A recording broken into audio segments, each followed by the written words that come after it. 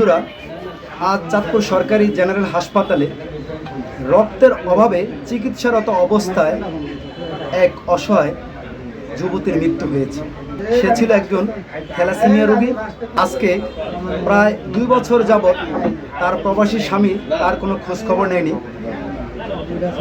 এদিকে তার পরিবার গরিব অসহায় হওয়ায় ঠিকমতো রক্ত জোগাড় করতে না পেরে তাকে ঠিকমতো সেই চিকিৎসা সেবা দিতে পারেনি, যার কারণে আজ সকালবেলা পরিবারের লোকজন তাকে চাঁদপুর সরকারি জেনারেল হাসপাতালে ভর্তি করেন।